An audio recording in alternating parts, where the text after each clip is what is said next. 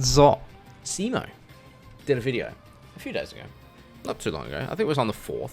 Could be wrong. I'll link it down below on the YouTube when I put it across. That'd be good. And he did a tier list for March. So this is post-Ignition Assault, pre-Dual Overload. We've got that coming soon. That's in like 12 days.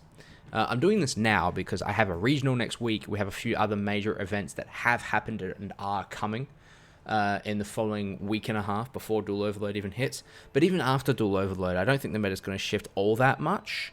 It's just going, because a lot of the strategies that Dual Overload allow is very generic stuff like Union Carrier and Vert Anaconda, very generic stuff.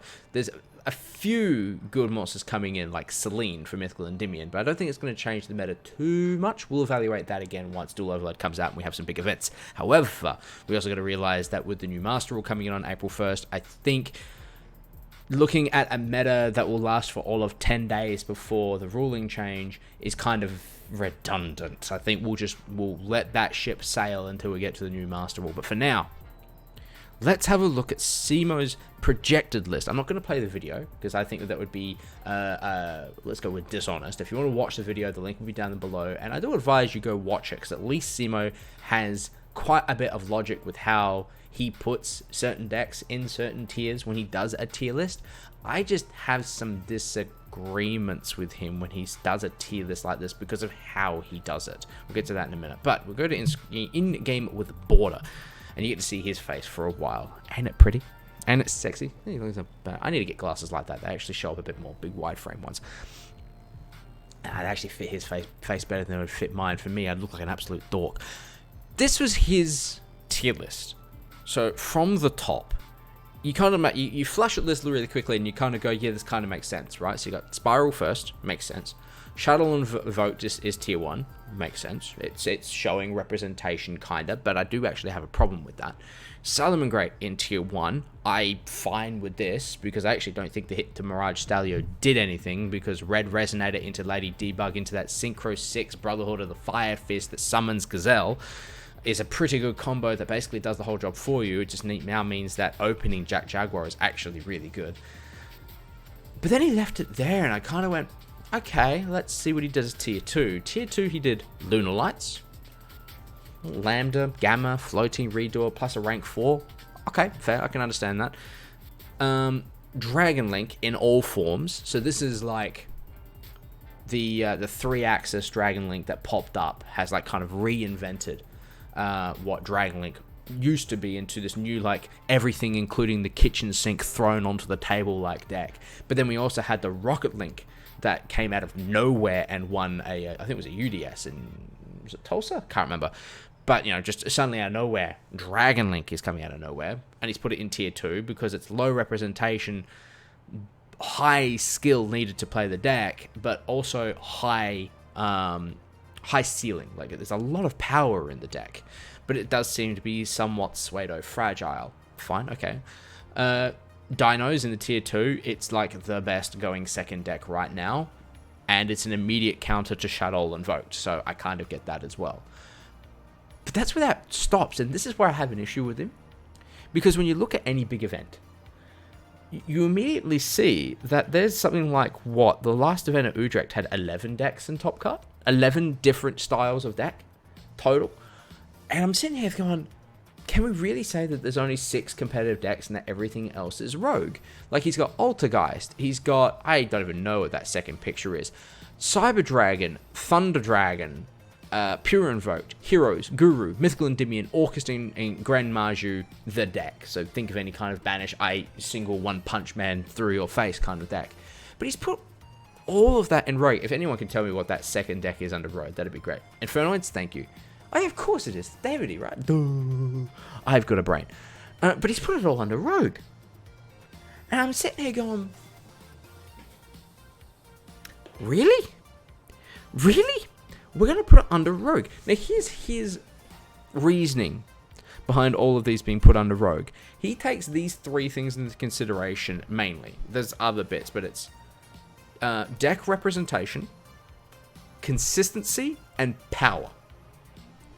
It doesn't matter if the deck is the most powerful or the most consistent if it's not showing up in that kind of logic, which I have a problem with.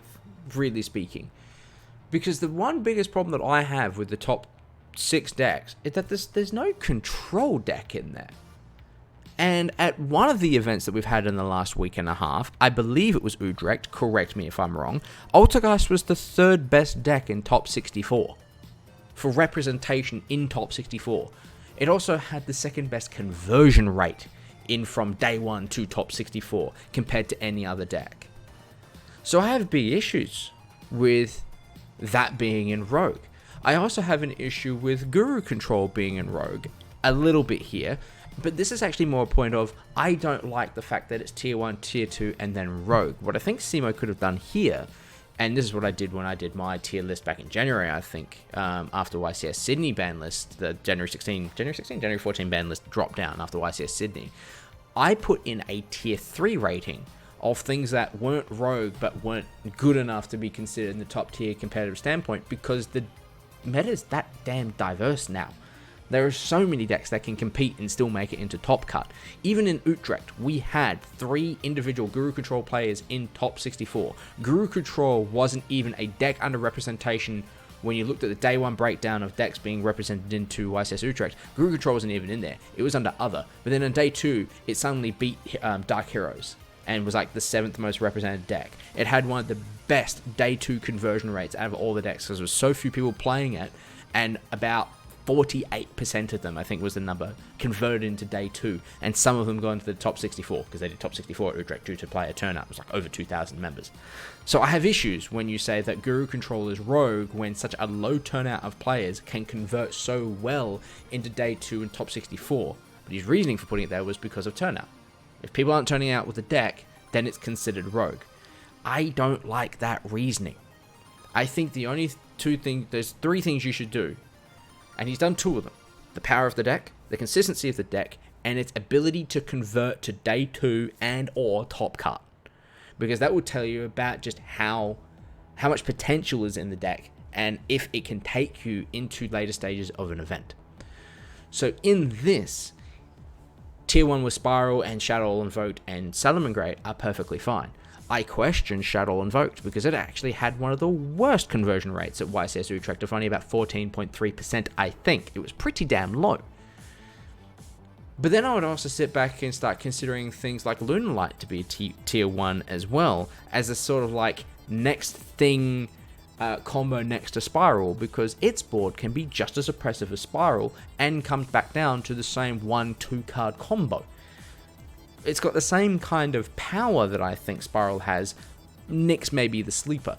If it needs to stay in tier 2, I think there needs to be a tier 3 rating here. And that's my biggest issue I think it gets here, is that there's no way to separate out Rogue in tier 2 into another tier. Because there are some decks here that are definitely not Rogue, but wouldn't be strong enough to be considered tier 2, but are still capable of getting you into top cut.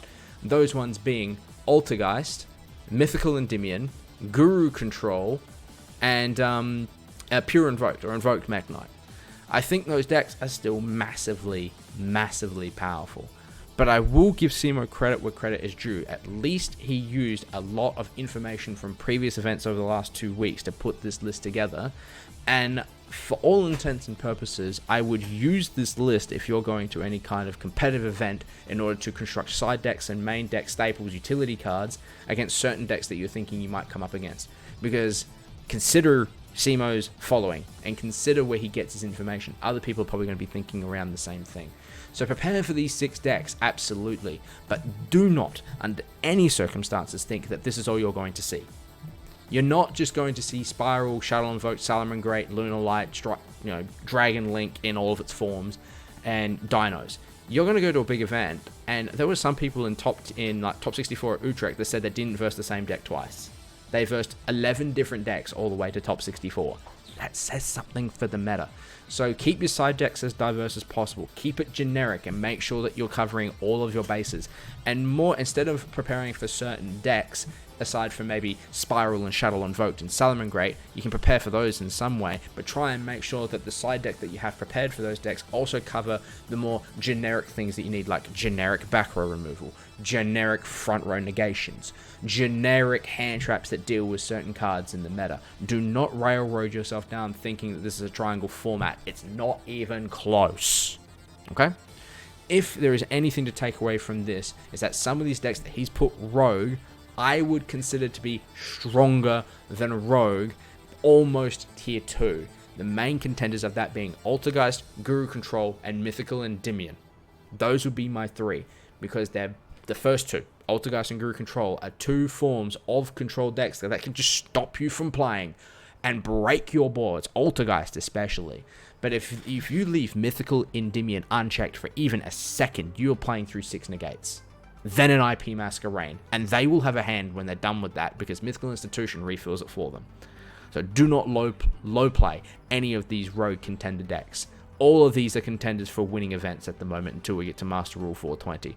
Just keep that in mind. Please keep that in mind. I don't want to hear anyone in chat suddenly come up there got bombed by Grand Maju because they didn't put it in any kind of quick effect negation, and they got belted for 11,000 because a banished pile was 28 cards. I don't want to hear that.